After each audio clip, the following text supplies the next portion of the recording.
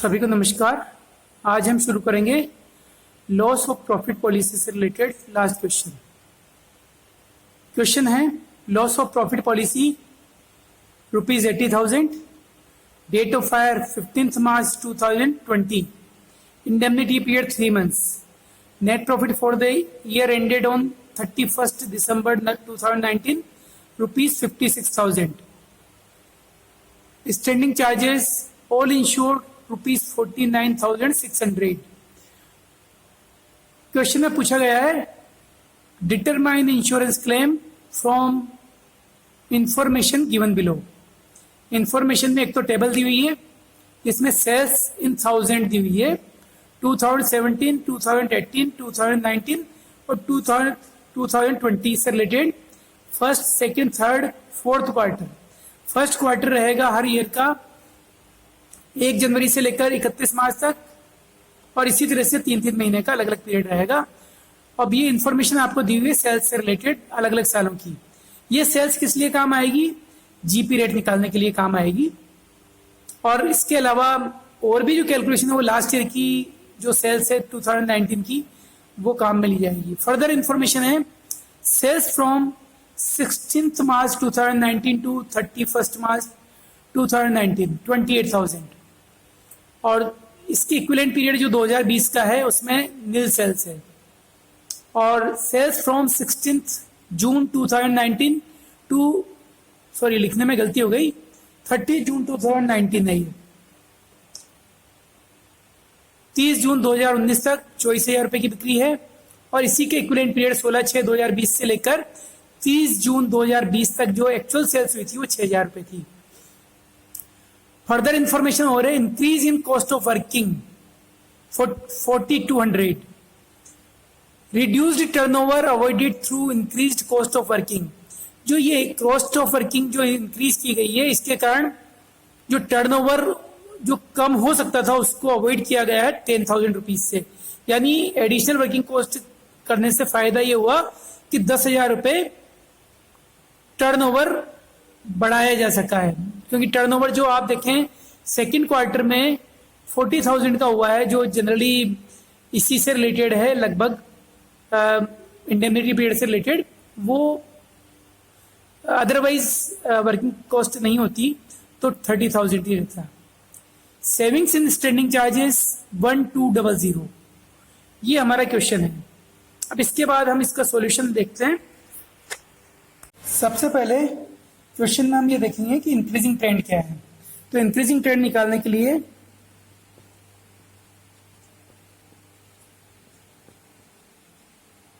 Increasing trend of sales in 2018 over 2017 की total sales हम देखें तो 120, 80, 100, 136, इसका मतलब 4,36,000 की सेल्स।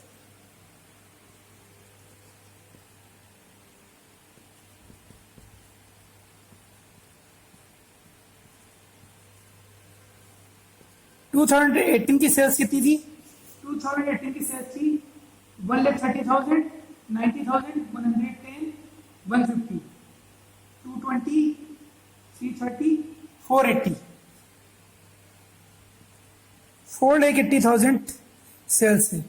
इसका मतलब total sales increase in sales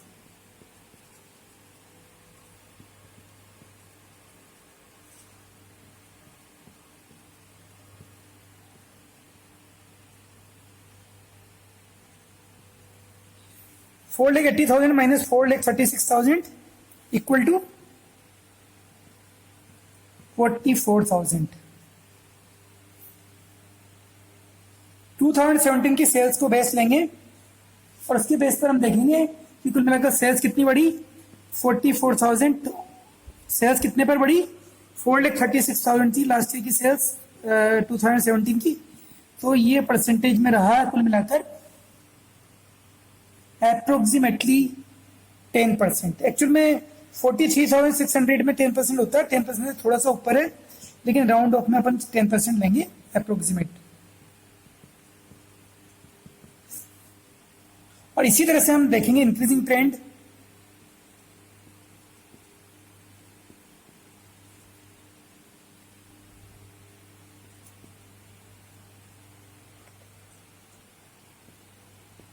increasing trend of sales in 2019 over 2018। तो यहां पर हम देखेंगे कि कुल मिलाकर जो सेल्स है 2018 की तो हम निकाल चुके हैं 480। 2019 की जो सेल्स है वो टोटल मिलाकर कितनी हो रही है उससे हम देखेंगे।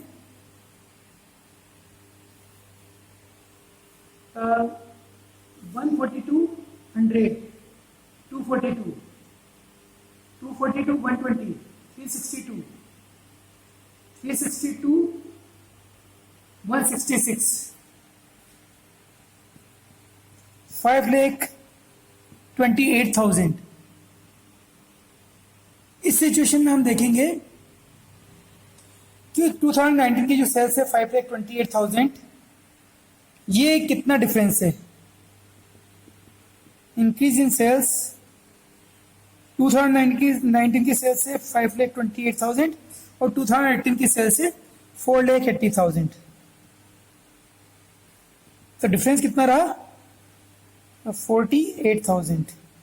तो यहां पर इंक्रीजिंग ट्रेंड निकालने के लिए आप देखिए 48,000 डिवाइडेड बाई 4,80,000। 2018 की सेल्स थी 4,80,000, तो ये एग्जैक्ट 10% आया। तो अप्रोक्सीमेट, क्योंकि आपके पास 3 साल दिए हुए हैं जिनकी जो पास डाटा है 2017 टू 2019, तो उनका इंक्रीजिंग ट्रेंड निकालेंगे और इसका एवरेज करेंगे।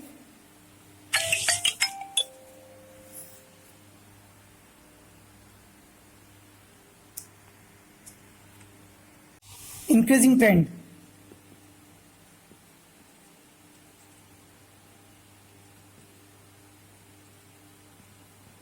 Ten plus 10 divided 2 equal to 10% increasing trend आया यहाँ पर। अब इंक्रीजिंग ट्रेंड 10% है तो इसके बेस पर आपको निकालना है कि ओवरऑल शॉर्ट सेल्स कितनी थी। शॉर्ट सेल्स के लिए हम देखेंगे इंफॉर्मेशन दी हुई है, तो यहां पर सबसे पहले फर्स्ट स्टेप जो हमारे कैलकुलेशन की रहेगी, calculation of short sales.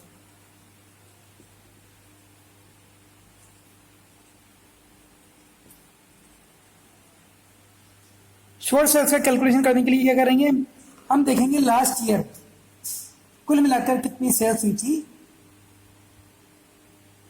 During the same period equivalent to indemnity period. Indemnity period हमारा है 3 महीने कहां से शुरू है, डेट ऑफ फायर है 15 मार्च 2020, तो 15 मार्च 2019 टू 3 महीने का टाइम है, तो ये 3 महीने का टाइम होगा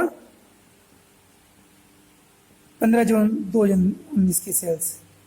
तो सेल्स यहां निकालने के लिए सबसे पहले देखेंगे 15 मार्च 2019 से लेकर 31 मार्च 2000 तक कुल मिलाकर कितनी सेल्स हुई ये निकालेंगे।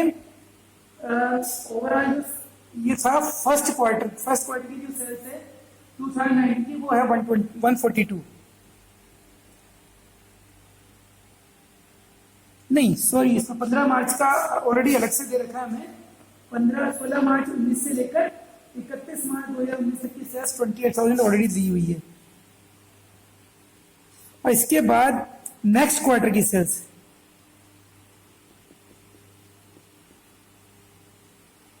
सेकेंड क्वार्टर की सेल्स 2019 की सेल्स है 1 लाख रुपीस। लेकिन इसमें से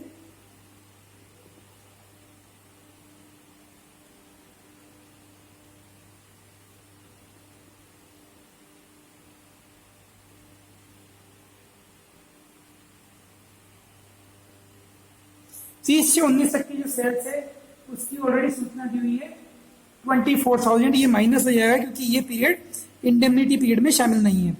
तो 1,28,000 माइनस 24, इट मीन्स 1,04,000 ये इक्विवेलेंट पीरियड जो था उसकी सेल्स है। और इसमें हम इंक्रीजिंग ट्रेंड जोड़ेंगे।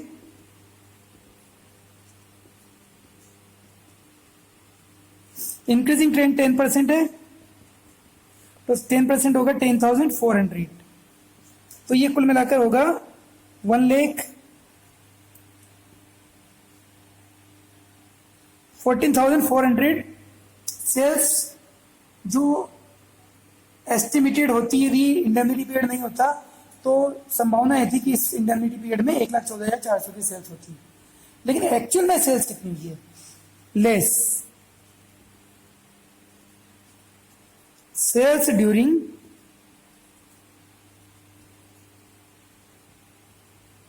Indemnity period.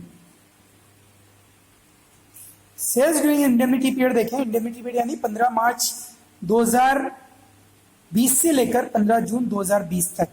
तो यहां already sales during indemnity period जो है वो नहीं दे रखी, लेकिन एक चीज जरूर दी हुई है कि 1 अप्रैल 20 से लेकर 30 जून 20 तक की सेल्स दी हुई है। सेल्स सेकंड क्वार्टर 2020 का जो सेकंड क्वार्टर उसकी सेल्स दी हुई है 40,000। इसमें से लेस करेंगे सेल्स फ्रॉम 16/6/20 से 30/6/20 की। ये सेल्स ऑलरेडी दी हुई है 6,000। नीचे इंफॉर्मेशन दी हुई है उसमें क्लियर दिया हुआ है कि 6,000 सेल्स थी, तो ये माइनस करेंगे तो कुल मिलाकर 34,000। अब आप देखिए इसमें हमने 16 मार्च से लेकर 31 मार्च 2020 तक की सेल्स चूंकि नील दी हुई है उसको यहाँ ऐड करने की जरूरत नहीं है। यदि उस पीरियड में कोई सेल्स होती तो उसको भी यहाँ पर ऊपर जो सेकंड क्वार्टर की जो सेल्स दी हुई है इसमें ऐड करते, लेकिन क्योंकि नील दी हुई है ऑलरेडी तो उसको कंसिडर करने की जरूरत नहीं है।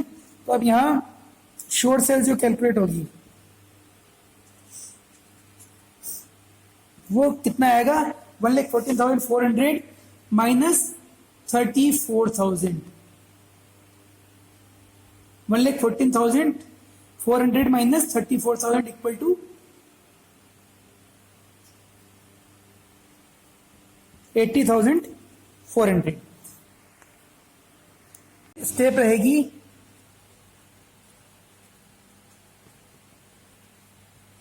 Calculation of GP rate.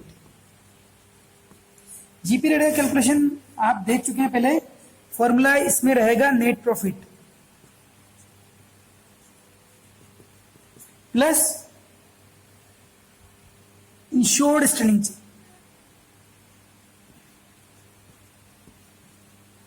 Charges divide by sales into 100,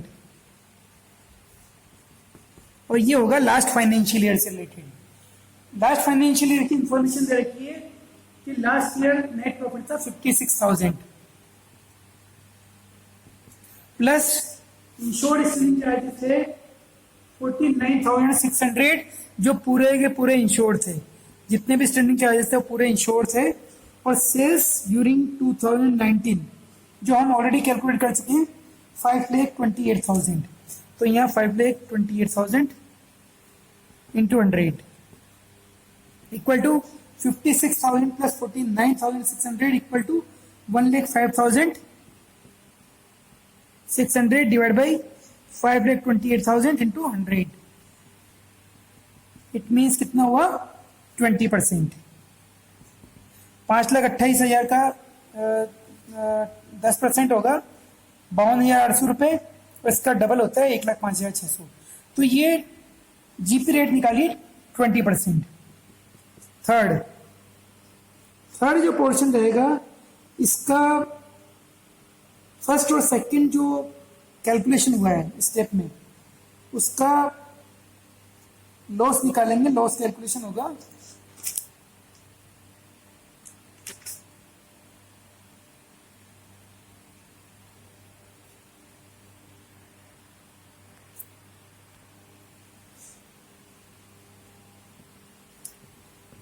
loss of profit on short sales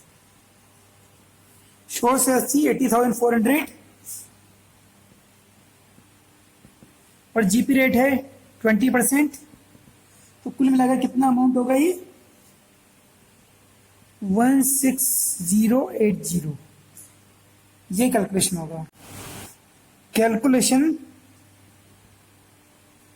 of adjusted sales and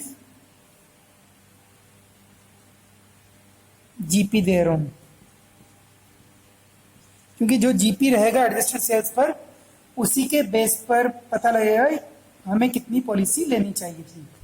तो यहाँ पर हम देखें कि सेल्स फ्रॉम जो लास्ट ईयर की सेल्स देखनी पड़ेगी पहले हमें। जिस दिन इंडेमनिटी पीरियड शुरू हुआ उससे जस्ट पहले इमीडिएट प्रेसिडिंग 12 मंथ्स की सेल्स लेनी है। तो इंडेमनिटी पीरियड शुरू हुआ 16 मार्च 2020 को। तो यहाँ शुरू करेंगे हम 16 मार्च 2019 से लेकर 15 मार्च 2020 को आग लगी है, तो उससे जस्ट पहले के एक साल की यानी 16 मार्च 2019 से लेकर 15 मार्च 2020 तक की सेल्स को यहाँ कंसिडर करेंगे। तो ये रहेगा 31/3/19 और ये सेकंड क्वार्टर, फर्स्ट क्वार्टर खत्म हो गया, थर्ड क्वार्टर, फोर्थ क्वार्टर और नेक्स्ट ईयर का फर्स्ट क्वार्टर, उसमें से माइनस करेंगे 16 मार्च 20 से लेकर 31 मार्च 20 तक की सेल्स जो कि नील है, ठीक है। इसलिए पूरा फर्स्ट क्वार्टर की सेल्स ले लेंगे। तो आप देखेंगे 16 मार्च 19 से लेकर 31 मार्च 19 तक की जो सेल्स है वो ऑलरेडी दी हुई है 28,000, जो हमने कंसिडर भी की थी यहाँ पर, जो शॉर्ट सेल्स कैलकुलेट की थी। तो ये 28,000 हो गई। इसके बाद आगे की जो कैलकुलेशन इंफॉर्मेशन है 1,20,000,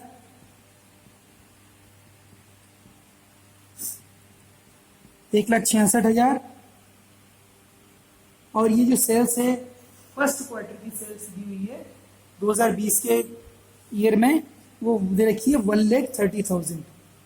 तो इन सभी को जोड़ेंगे और माइनस नील होगा क्योंकि 16 मार्च से लेकर 31 मार्च तक की सेल्स नील थी, तो इसलिए पूरा का पूरा फर्स्ट क्वार्टर की सेल्स पूरी 15 मार्च तक वाली ही सेल्स रहेगी। और ऐसी सिचुएशन में से कैलकुलेशन था 5,44,000। ये 5,44,000 है। अब इस पर हम देखेंगे कि कुल मिलाकर ये तो था एनुअल ट्रेंड। अब इसमें एडजस्टेड सेल निकालने के लिए ऐड करेंगे इंक्रीजिंग ट्रेंड 10%। तो 5,44,000 प्लस 54,400 इट मीन्स 5,98,400 और इस पर 5,98,400 कर 20%।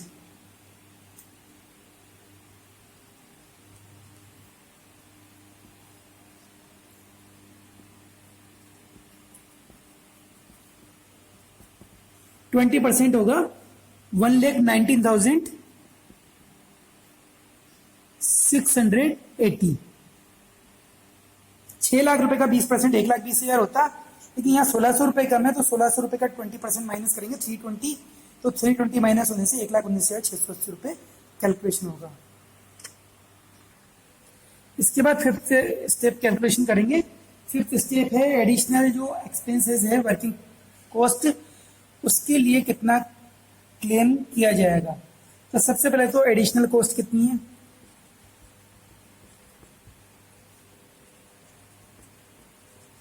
कॉस्ट ऑफ वर्किंग, ये थी 4,200 और सेकंड है इसमें GP on reduce sales,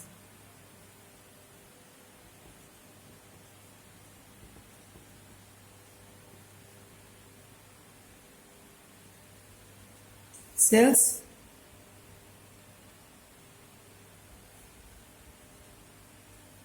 due to cost of working. Cost of working का 10,000 की सेल्स की थी और इस पर हमें जो लेना है अमाउंट वो क्योंकि 20% रहेगा यहाँ पर, तो 20% यानी 2000, ठीक है। और लेस करेंगे इसमें से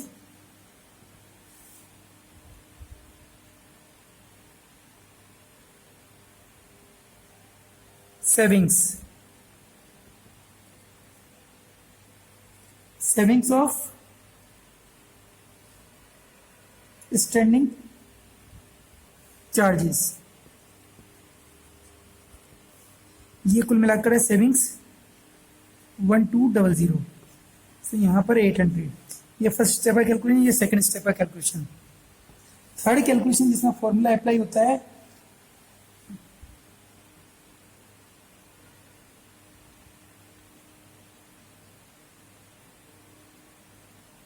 additional expenses, additional cost of working,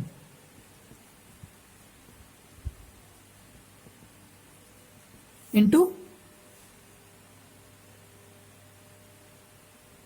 net profit plus insured standing charges divide by net profit plus all standing charges. Additional cost of working थी 4200, net profit plus insured standing charges, net profit थे 56,000 for last financial year, 56,000 plus insured standing charges थे, all standing charges थे 49,600। तो ऊपर और नीचे का portion same रहेगा, इसलिए आपस में कट जाएंगे। इट मीन्स इस कैलकुलेशन में 4200 आएगा। अब यहाँ जो कैलकुलेशन होगा, सॉरी इसमें जो कैलकुलेशन है, चूंकि 4200 2000 यहाँ पर कैलकुलेशन होगा, तो क्योंकि इसमें लिस्ट अमाउंट है, ये लिस्ट है, इसलिए इस लिस्ट अमाउंट एलिजिबल रहेगा क्लेम करने के लिए कॉस्ट ऑफ वर्किंग, जिसमें savings of standing charges minus करेंगे और इस तरह से क्लेमेबल अमाउंट रहेगा 800। तो एडिशनल कॉस्ट ऑफ वर्किंग का जो क्लेम किया जाएगा वो 800 का यहाँ पर किया जाना है। एप्लीकेशन ऑफ एवरेज क्लोज,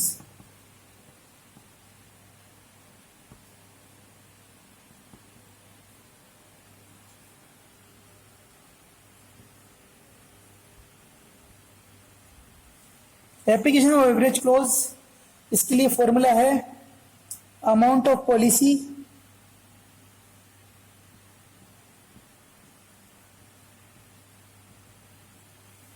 या यूं कहें कि insured amount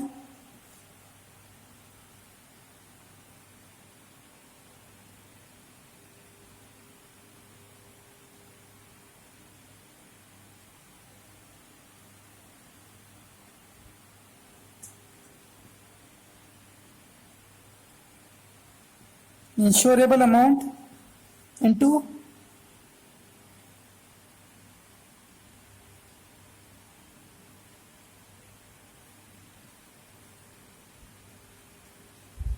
loss of profit plus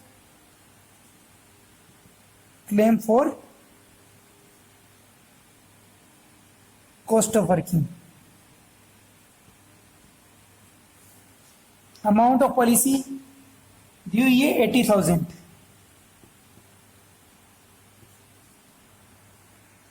जबकि इंश्योरेबल अमाउंट है 1,19,680 into loss of profit as per second step रहेगा 16,080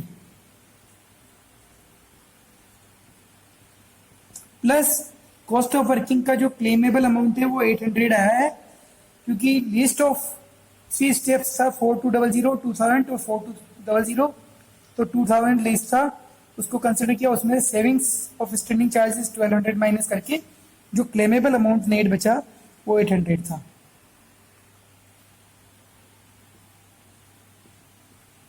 $80,000 डिवाइड बाई 1,19,680 मल्टीप्लाई बाई 16,880, होगा वो रहेगा, सॉरी कैलकुलेशन यहां पर रहेगा 11,283.42. It means claimable amount, claim for loss of profit for rupees 11,283. ये इसमें कैलकुलेशन होगा। इसके बाद हम अगला चैप्टर शुरू करेंगे। धन्यवाद।